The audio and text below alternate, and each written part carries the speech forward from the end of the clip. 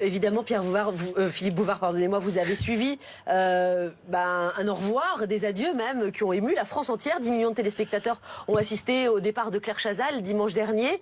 Après, c'est plus de un 20 moment ans que j'ai passés. connu, si vous voulez. Donc, je me suis beaucoup moqué de Claire Chazal. Faut dire que j'étais un peu jaloux d'elle parce que je n'ai jamais fait la couverture de Paris Match en maillot de bain. Alors bon, j'avais des complexes.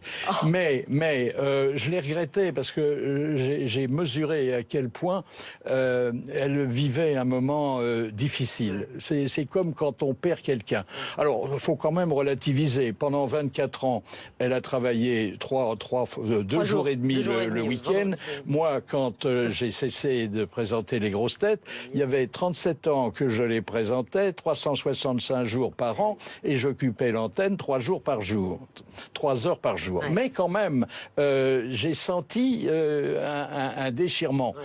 Et ce déchirement, il est d'autant plus grand que, alors que moi, on m'avait proposé, j'avais tout de suite accepté une autre émission qui aujourd'hui me passionne, son avenir n'est pas assuré, ouais, puisque on ne lui a rien proposé. Ouais. Alors, il y a cette couverture de Charlie Hebdo d'aujourd'hui, ouais, qui va peut-être faire hurler, mais qui, moi, m'a fait hurler de rire.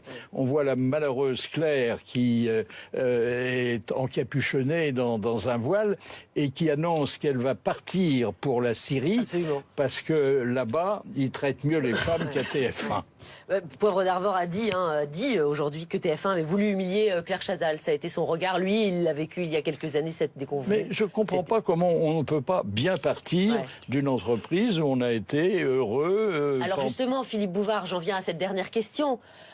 37 ans aux commandes, évidemment, des grosses têtes sur RTL. Bon, le petit théâtre de Bouvard, émission culte sur Antenne 2 dans les années 80. Mais surtout les grosses têtes. On est un peu plus d'1 an après la fin de cette émission. Pour vous, en tout cas, c'est Laurent Ruquier qui a repris les rênes. Comment vous vous sentez maintenant? Complètement détaché? C'était votre bébé? C'était mon bébé, mais un bébé de 37 ans, ça peut marcher tout seul.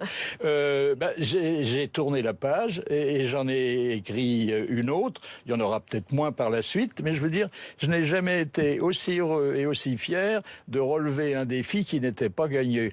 Mais je voudrais dire, parce qu'on a évoqué toutes sortes de choses qui sont, je veux dire, inconcevables, qui sont déraisonnables. Je veux dire, tout le monde dit n'importe quoi, propose n'importe quoi, fait n'importe quoi. Alors je voudrais simplement émettre un souhait. Si nous continuons à marcher sur la tête, il faut remplacer la brillantine par du cirage.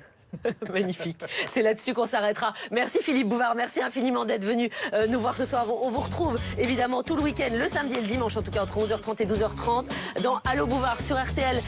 Jules, merci beaucoup. Silex and the City, chez Dargaud, le 6e volume qui s'arrache. Merci pour ce mammouth, cette saga préhistorique. Il faut évidemment passer un temps, moins d'une heure. Ça se lit en moins d'une heure. Grand, petit, c'est pour tout le monde, toute la famille.